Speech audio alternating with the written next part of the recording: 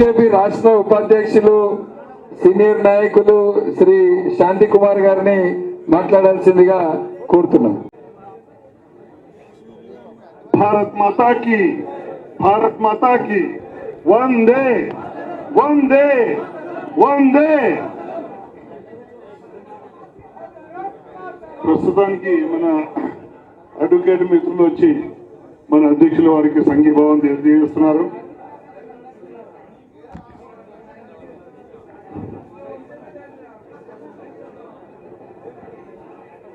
ఫీజుల బకాయి, బీజేపీ లడాయి, ఈ దీక్షా కార్యక్రమాన్ని నిర్వహిస్తున్న భారతీయ జనతా పార్టీ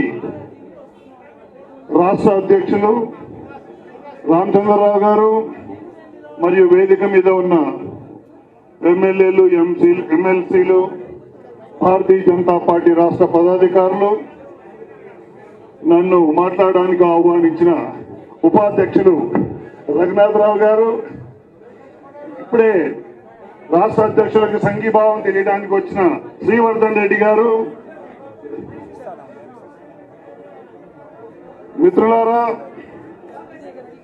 నేను రామచంద్రరావు గారికి ఈ దీక్షా కార్యక్రమాన్ని విద్యార్థుల మేలుకొని చేపట్టినందుకు మనస్పూర్వకంగా అభినందనలు తెలియజేస్తున్నాను. మిత్రులారా, మీ అందరికీ తెలుసు, ఈ ఫీజు బకాయిలు 2019-2020 సంవత్సరం విద్యా సంవత్సరం నుంచి రీఎంబర్స్మెంట్ ఇవ్వడం ప్రభుత్వాలు ఆపేశాయి. గత ప్రభుత్వం 2019-2020 నుంచి ఆపేస్తే 8,000 కోట్ల బకాయిలు అయిపోయాయి వాళ్ళ ప్రభుత్వ కాలం వరకు. ఆ తర్వాత వచ్చిన కాంగ్రెస్ ప్రభుత్వం సంగతి మీకు తెలుసు.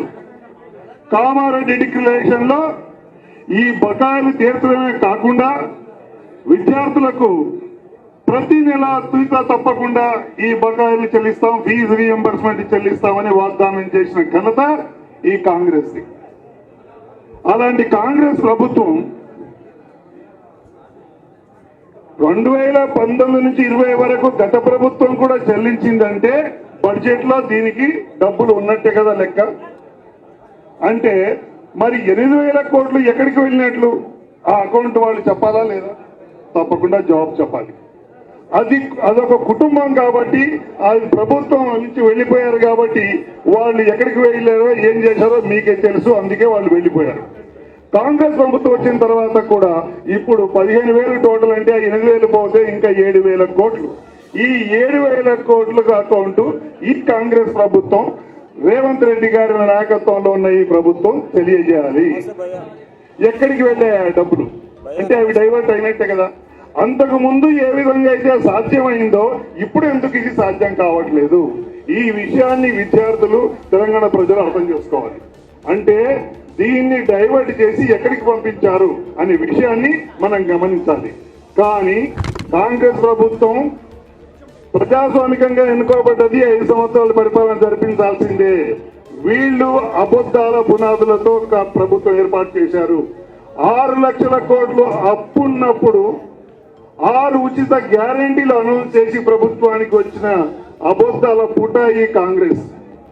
అలాంటి కాంగ్రెస్ ఇప్పుడు ఇవన్నీ చెల్లించకుండానే చేతులు కడుక్కొని పారిపోదాం అనుకుంటున్నారు. కానీ తెలంగాణ ప్రజానీకం, విద్యార్థులు, భారతీయ జనతా పార్టీ అలా వదిలిపెట్టరు.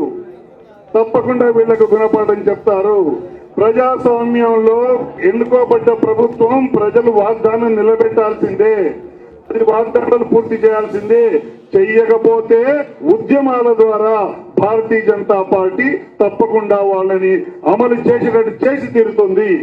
కాబట్టి వాళ్ళు పర్మిషన్లు ఆపొచ్చు, కానీ ఉద్యమాన్ని ఆపలేరు. విద్యార్థులతో సవాలు చేసిన వాళ్ళు ఎవరు కూడా మనగలలేదు.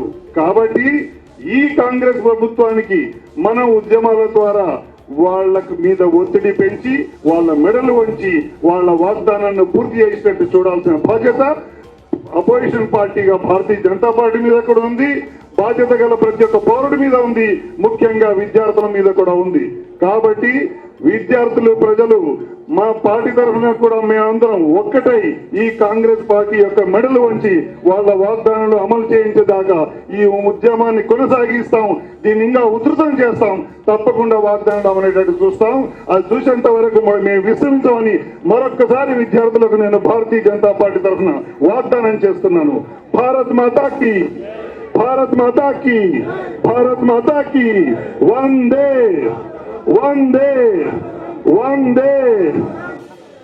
అడ్వకేట్ల నాయకత్వం, అడ్వకేట్ల నాయకత్వం, అడ్వకేట్ల నాయకత్వం. జై